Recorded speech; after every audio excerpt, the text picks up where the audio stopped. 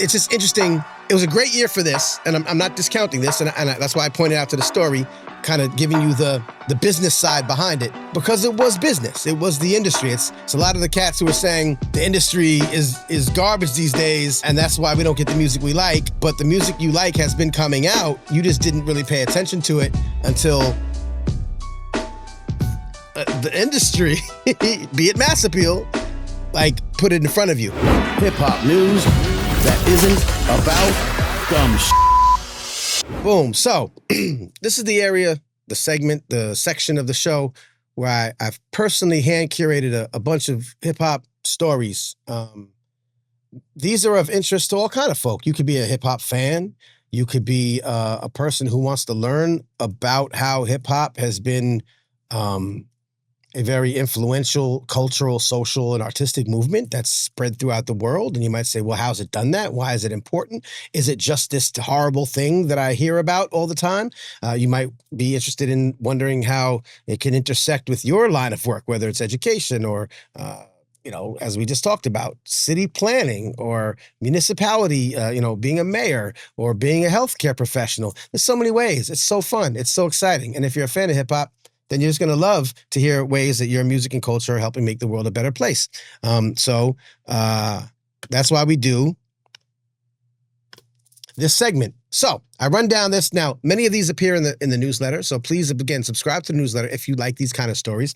I wanted to talk real quick about some of these stories that came up on my radar, and we can discuss them in the chat, or you could just, hear me say them, and now you'll be informed, because you don't always hear about these stories through hip-hop media, ironically, and you don't often hear about them in mainstream media, or if you do, they're far and few in between. This is actually in Forbes, so it is sort of a mainstream story, and there's been plenty of talk in hip-hop media about this last year, this interesting turn of events that has brought, some would say, you heard me mention it in the recap, this idea of adult contemporary hip-hop, or like grown folk rap, kind of to the forefront of people's attention. And this is an interesting debate, because there's a bit of debate attached to it, but there's an interesting phenomenon where folks who are older or have sensibilities that harken back to sort of a more traditional purist hip hop, vibe, were very happy this year because we had records that came out from folks like the Clips, and we had records from Nas and DJ Premier. We had records from a lot of sort of maybe younger artists, but of that sort of lane in music. And I speak about this in another segment we might talk about later, but it felt to a lot of people like sort of a renaissance, or like just a glow up year for folks who love, again, this term of adult contemporary rap, right? It's a longer conversation. I don't want to get into whether I like that term or not, but you know what I'm talking about. So we'll use that for now. It's a placeholder. But the idea that like grown folk rap exists, and we had a good year. And part of that reason was because Mass Appeal. And the Mass Appeal Records, the organization, the business has been around for a while. Might know it from the magazine. You might know it because Nas injected himself into it a few years ago, and sort of resurrected this brand in a new way. And what they've put out is a number of records this year, albums featuring sort of golden era artists. Slick Rick, for example, came out this year. Again, the aforementioned Nas and DJ Premier, a long-awaited collaboration that have been, people have been waiting for many, many years. Mobb Deep, of course, rest in peace, the late Prodigy. Mobb Deep came out with an album this year. And there was a posthumous album from the late Big L. It just seems like there was a concerted effort this year. And again, not through Mass Appeal. Mass Appeal wasn't De La Soul, right? But De La Soul came out with their album. Again, bittersweet in a way that a lot of these feature artists who are no longer with us. But a good year nonetheless for fans of, a bygone era in hip hop. And so that's the story. And it's an interesting case study in Nas and Mass Appeal. There've been one-offs. There have been albums. I think last year was LL Cool J, Pete Rock, and Common, right? So it's not like this hasn't been happening. But this year seemed to kind of, with the clips and, De La Soul, there seemed to be a spotlight on it. And so folks seemed to say that there was it felt like there was a reset button, right? That hip hop was finally kind of coming back to its core, especially because big story this year, of course, was that for a minute, just a brief minute that everyone flipped out about, there were no rap songs on like Billboard's top 100 or top 40, I think, for like a brief minute. And so there's a lot of discussion about this. It's been rehashed and double hashed. This was a last year topic. This is a new year, so I'm not going to rehash it. Although I will disagree largely with the analysis, with any analysis that felt like hip hop not being in the top 40 really meant anything. It didn't mean much. There was some change in the rules about how long a song could be in the top 40, and so therefore some songs kind of rolled out. Taylor Swift had just dropped, and a bunch of songs from her album were on, and it pushed some songs out. D1, who's very outspoken about the negative aspects of hip hop music in the rap music industry, made a comment about like that's because all the artists are being killed off, and it's just which is crazy because the song that was pushed out was Kendrick and SZA, which was not a a drilled song. Anyway, whatever. A lot of commentary on what happened. To me, it was a blip. In the next week, Megan Thee Stallion had a song on the charts. So I don't think that it was this big reset that everyone thought it was. I do think that people started paying attention more because, like I said, in the year before, you had plenty of music that would fit the same kind of, if you want to call it adult contemporary, vibe,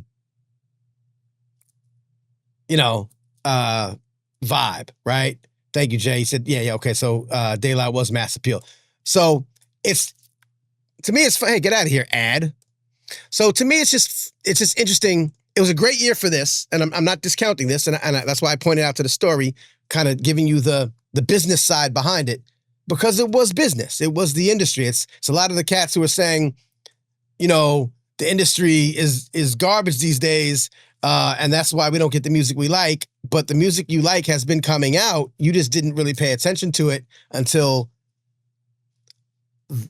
the industry, be it mass appeal, like put it in front of you. So my whole moral of the story is, it's great that we had this kind of moment in 2025. We may not see it as brilliantly and shoved in our faces as we did in 2025, but I know that in 2024, there were artists also doing this music, and I know that in 2026, there will also be artists that are doing this kind of music.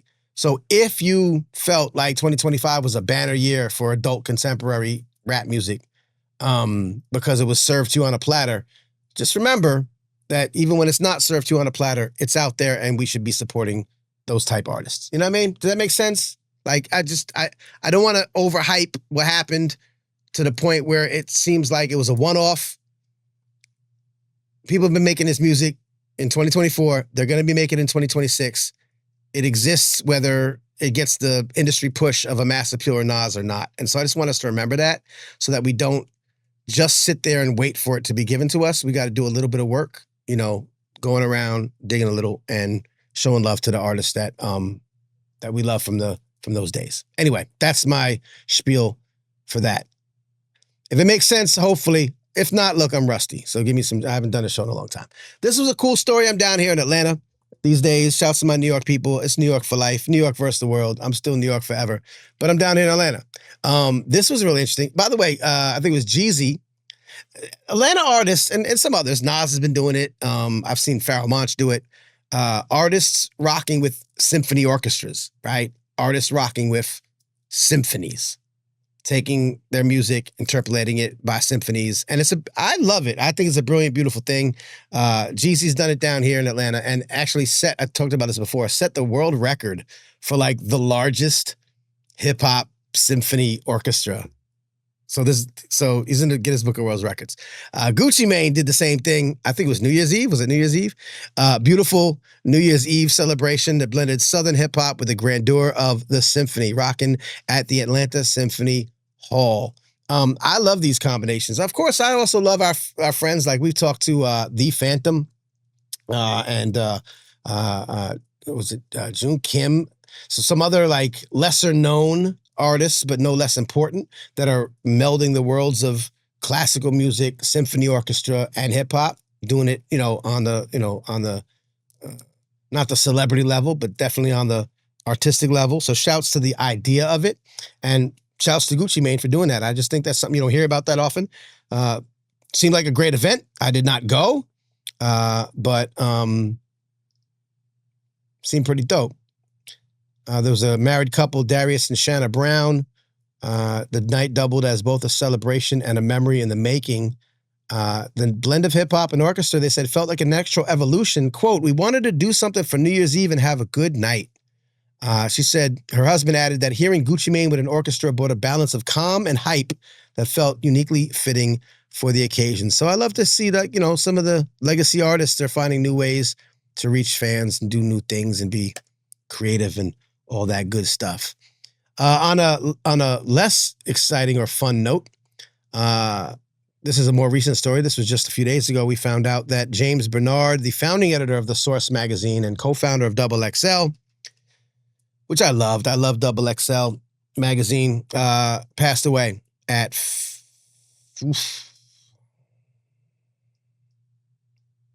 it doesn't say here, 50-something? I don't know if it is here. If you know The Source magazine, if you're an OG, and again, I don't know who watches this show. I don't know. It's probably a lot of older heads, but younger heads as well. None of your hip hop media exists if it weren't for The Source magazine. This genre may not even exist if it wasn't for The Source magazine. This rap music may not exist if it wasn't for The Source magazine. And we give, props to the originators. And was it Jonathan Schechter, right? Was that it? And the other guy who's more well known for starting the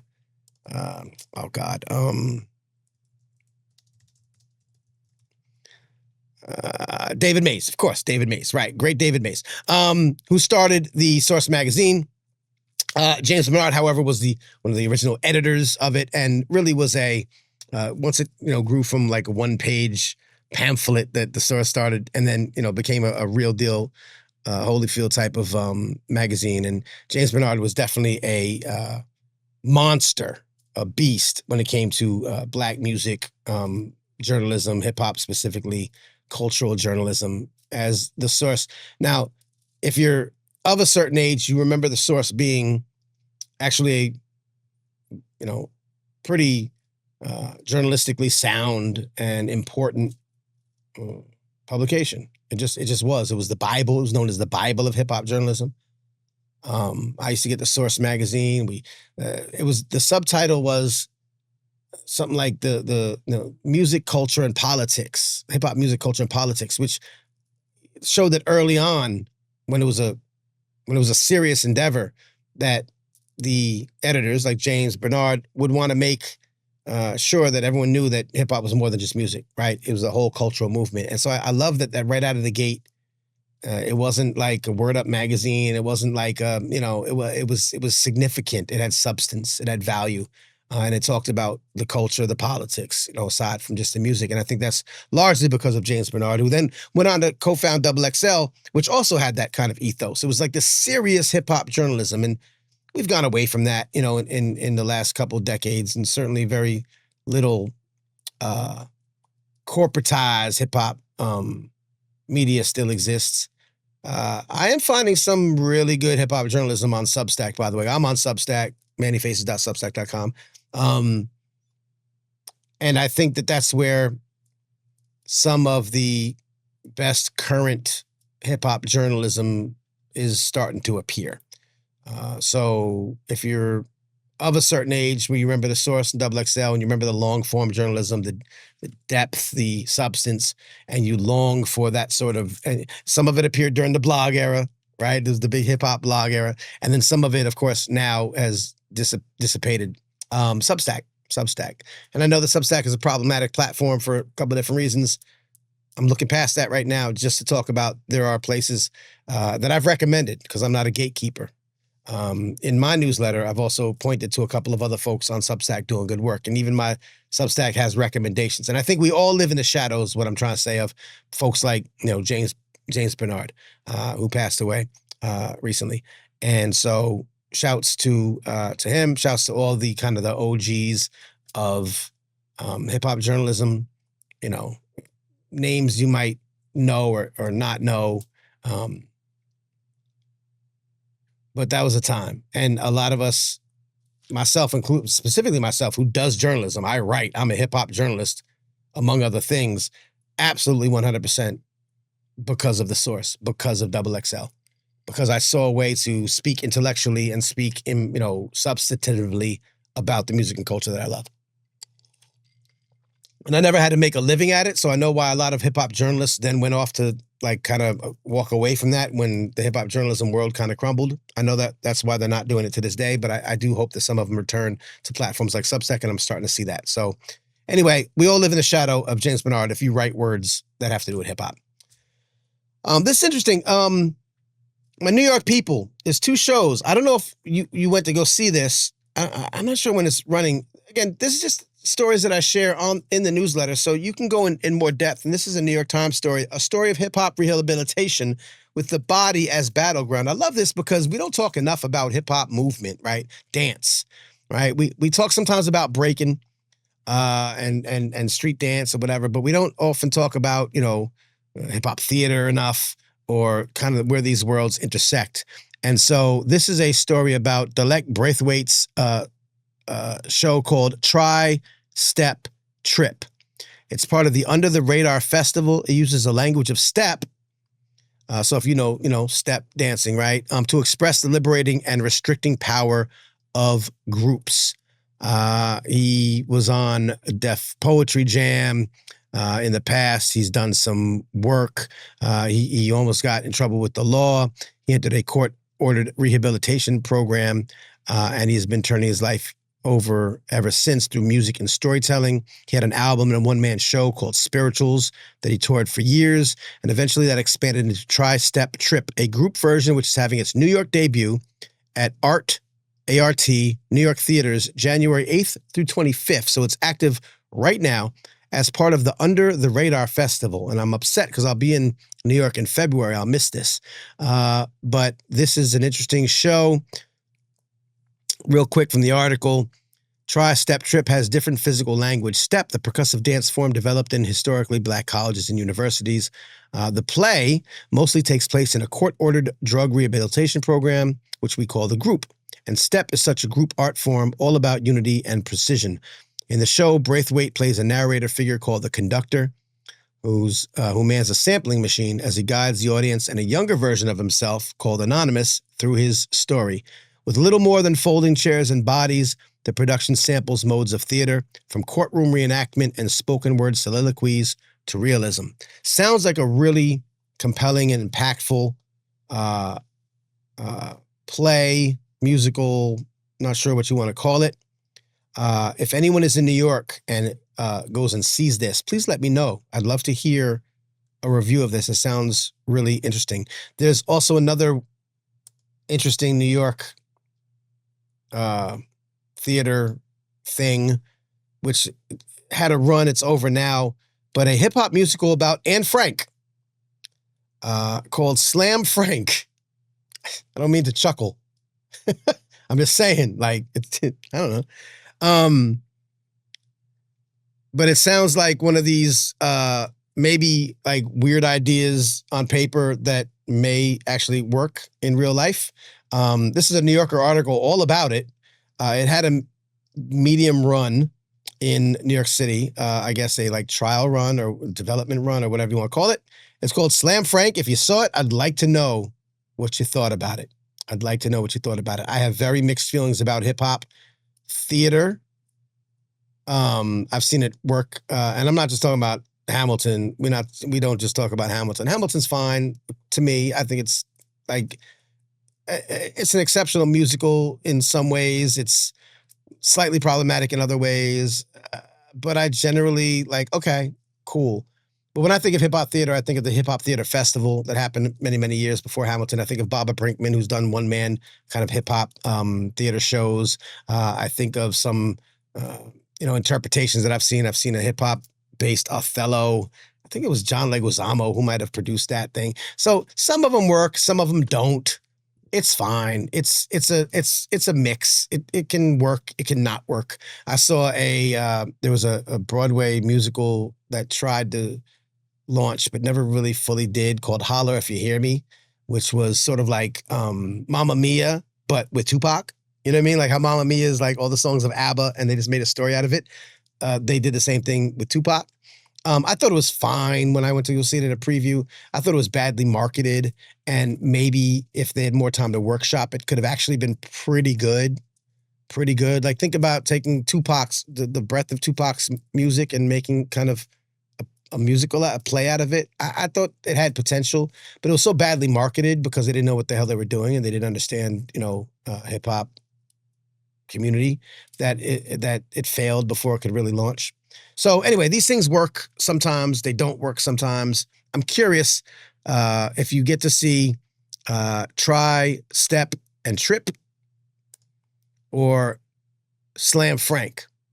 And if you're watching this now in the chat, let me know if you've ever seen any hip hop theater, hip hop musicals, hip hop, in that kind of vein. If you've seen something, hey, my man Silent Night, I mean, he's a hip hop artist. It wasn't like a hip hop musical, but he did a really cool one-man show a couple years back. He was I'm blowing you up, of course, SK, but you did a really good one-man show that obviously was hip hop influenced, that I thought was amazing. I thought it was really dope. So I'd like to see this field grow. Kumba Links out in Chicago does a lot of hip hop oriented theater works. So these things happen all the time. Again, if you follow the newsletter, probably once a month or once every 3 or 4 newsletters, I'm pointing to some sort of hip hop theatrical performance. There was one, I can't remember the name of it. It had to run mid-late last year, again in New York, I think, because everyone goes to New York for like these festivals and these off-Broadway runs. But it was a story about basically the Underground Railroad, that instead of, Harriet Tubman Underground Road going north, there was a similar movement that brought formerly enslaved folks south into Mexico. And so it was that story, hip-hopified.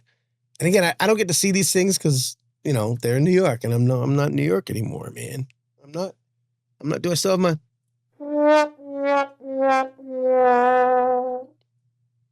But so I don't get to see this stuff. But y'all gotta tell me if y'all see it and if it's good, so I can tell people about it. And if it's not good, I can tell people stop doing this. Please don't do a hip hop musical if you're not like really in tune with the culture. So anyway, those are 2 that popped up. I thought it was interesting. I'd like to see people give me an idea of how those things are. Shout out to my peoples. By the way, if you're still with me, give me some chat, give me some thumbs up, like the video. Make sure you subscribe, turn on notifications. We're coming back weekly. I just be talking and talking and talking. I don't know if y'all still listening to me. I don't even know what the hell's going on. Back weekly, most weeks. February, I'm out and about. February, I have a lot of bookings. I got some speaking engagements. I'm doing some keynotes. I'm doing some book talks. I wrote a great book called Hip Hop Could Save America, which is the name of this podcast. But of course, I, put it into a book form. I'm doing some book talks. I'm traveling a little bit, so I don't know how many Mondays I'll be around. But the Mondays that I'm around, we're going to keep doing this. There's some new segments to this show that I'm putting in. I'm going to bring some people onto the show. We're already 40 minutes in, and I got to do an interview, a great interview with David Spellman, who talks about the destigmatization of hip hop and educational spaces. You're going to want to listen to this. I'm going to end this segment real soon and we can get into that. I got some new stuff coming. The newsletter is going to be popping more often. So like this video, share this video, subscribe, do all the things so that we can get a little momentum going again. I stopped doing this for a couple of months, so I'm going to really be pushing. If you push me, I'll push harder. So thank you for that. Real quick, shouts to my people. at Words, Beats, and Life. It's a great organization. We've talked about them a few times. We've had Mazi Matafa, the executive director. They're based out in D.C. They do a lot of hip-hop and poetry and youth development and schools and put on festivals and poetry and slams and events, and they're great. And they have just released their latest episode of The EQ. This is their biannual magazine. This issue is focused on creative employment. Now, we know that, there's a whole economy going on about the creative economy and the gig economy. So they've put together this wonderful edition that focuses on this. It's a beautifully designed and compiled magazine. So go over to Words, Beats, and Life and get yourself a copy. If you're an artist, if you're a creative, it's great information for you to have. It's a free digital download. Also in the newsletter out of Wilmington, Delaware, I just love that they did a feature on this cat named Fuzz Jackson, aka Fuzz Jackson. I don't know Fuzz Jackson. You probably don't know Fuzz Jackson. Rap, you're in Delaware. You might know people who know Fuzz Jackson. But this cat's been doing hip hop in the area as like a local, staple of hip hop, music and culture in the Wilmington, Delaware area for many, many years. And they did a whole feature on him, which I think is great. And it gave me a little bit of information about Wilmington, hip hop. I don't know or care about William. Why would I care? Because I care about local hip hop scenes. Again, I'm from Long Island, so we had a really big hip hop scene in Long Island, but we weren't New York City. Andrew Wang is on the show often talking about like Yonkers, not New York City. We're in Atlanta. Atlanta wasn't New York. They were popping when the spotlight wasn't on them. But I really love when we get down to the nitty gritty into areas like Wilmington, Delaware, and you hear about like local staples, local bastions, local stalwarts of hip-hop music and culture. He's rocked the mic at Luna's Cafe's Tiny Cafe series on Castle Street and with Sullivan at the Sand Spur in Carolina Beach. I had a show 3 days ago at Tavern Law downtown. There's a Bandcamp page. I just love that this, who did this? Star News Online, some local, newspaper, Wilmington Star News, did a feature on a beloved and longstanding hip-hop artist in Wilmington, Delaware. And that reminds me of my friends that are in Springfield and Dayton, Ohio. Again, I share these stories in my newsletter, so please subscribe to the newsletter. I'll put the address on the bottom there, mannyfaces.substack.com, because you never know, I might share a story about something happening near you. My friends, of course, Picket Fence, the homies PDMC, not part of the hip hop scene, but my good folks from Too Pretty, the band Too Pretty, Dayton, Ohio, Springfield, Ohio, where right where Dave Chappelle lives. Another great story about a local crew. They have a documentary called Welcome to Rap Camp. And it's a documentary that captures a 24-hour marathon recording session on a Springfield farm. Album connected to it, bunch of rappers, local artists doing great music. Again, we don't hear about like non-celebrity stuff. We hear about people on TikTok making music that's like throwaway music or trendy stuff. There are artists that are still grinding it out, doing their thing in your neck of the woods. Super dope, super great, super informative. And you could watch the documentary and you could just be inspired again about this music and culture that we love, that we don't have to just rely on the industry and the, commercial capitalistic aspects of it. There's still people out here doing this work. So shouts to my people, especially Picket Fence, MC Picket Fence, Jay Webb, my man from a long time ago, who I happen to know, but obviously has been featured on this. So again, your local hip hop scene is super important. I'm going to close this out because I want to get to this interview. Couple of great events. Again, I don't mean to be New York centric, but sometimes that's where the stuff is popping. I will be in town for this. I'll be in town, I think it looks like February 13th for an event that I'll be speaking at. So if you want to see me in your neck of the woods, I'll be in Kalamazoo, Michigan. I'll be in New York City. I'll be in the Netherlands. I'll be in UMass Amherst for the Black AF conference. Ooh, I'm excited for all of these events. This is all February and March. I'll be at Trinity International Hip Hop Festival in April doing some stuff. So I'll be in your neck of the woods, God willing. Check my information, mannyfaces.com. There's a calendar of events. You could always follow my progress and see if I'm going to be in your neck of the woods. In New York City, they have a beautiful exhibit. Shouts to Martha Diaz. If you know hip hop and culture and film and education and advocacy, and you know Martha Diaz. And she's helped curate this wonderful exhibit, NYU Gallatin? I don't know. It's a gallery, presents digital twins, hip-hop futurism, archives, and algorithms. Features 15 artists, researchers, musicians, and technologists. It's an exhibition examining hip-hop culture's futuristic roots and the way it remixes and reimagines itself across analog and digital terrains. It features hand-drawn comics, digital archives, and cutting-edge augmented and virtual reality. What a beautiful technological hodgepodge remix, smack it up, flip it, rub it down, take hip-hop, put it into technology, and let's see what comes out of it. If you know hip-hop, the way I know hip-hop is futurism. Hip-hop is Afrofuturism.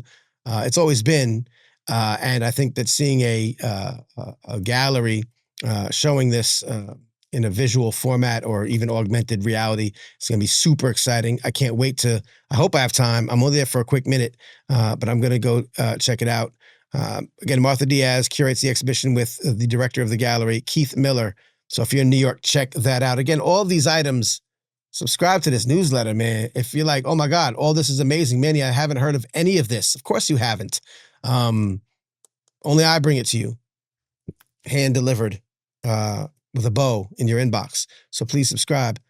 Drew's Energy is going to check out Tri-Step Trip. Yeah, man, I would definitely check it out. I think it runs through January 25th. I'm in New York like February 12th, 13th, something around there. So I'm going to miss it.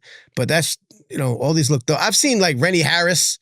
If you know Rennie Harris, you already know like a hip hop infused theatrical performance is like nothing else, man. It's really dope when it's done right. So yeah, shouts to people doing that kind of work. And we'll wrap up hip hop news that isn't about dumb-ish with this story. Hip hop, the late great DMX, posthumously ordained as a minister. I was hoping Andrew Wang would be in tonight. He's very DMX friendly. He's very Yonkers friendly. If you know the show, you know Andrew Wang. And DMX was posthumously ordained as a minister. We know that he was angling in that direction, trying to get his life on track and, very much spiritually aligned. Let's play the story real quick. It's an interesting little clip. Minister Earl Simmons, thank you. The late hip-hop star DMX was officially ordained as a minister. Born Earl Simmons in Mount Vernon and raised in Yonkers, DMX rose to fame in the late 1990s and early 2000s, known for his rap style and his image. Those close to him say he also had a strong spiritual side and a true belief in God. Only because it's an honor. He's gone. He has no power here physically, but it's in spirit and in might, in the spirit of God, that we do this for him. Anything he made, he would say to every deal we did, 10% of my money goes to the church. Now, DMX died nearly 5 years ago. Shouts to the Christ Episcopal Church in Tarrytown, New York, up in Westchester. I believe it's Westchester. It gotta be Westchester. Who ordained DMX as a minister. I thought it was a good story. That's the kind of stuff you're going to hear, see, feel, taste, smell when you mess with me, giving you Hip-hop news that isn't about dumb shit. So there you have it for January 12th. By the way, today is a very bittersweet day. By the way, if you like the hip-hop news that isn't about dumb-ish, please give us a thumbs up. Please subscribe, share, tell your friends. It's not always positive news, but it's not about dumb-ish. You know what I mean? Like, we're not going to follow the gossipy stuff. There's plenty of people to do that. There's a place, time, website and reaction video and radio show, and there's places for that. What we do here, what I do, my job is to, enlighten y'all with some of the innovative, inspirational, and surprising sometimes for some of us news about hip hop. Just making the world a better place, or just the stuff that gets overlooked elsewhere. So if you like it, give me a thumbs up. I appreciate you. Manny Faces. You sick for this one. Sick for this one.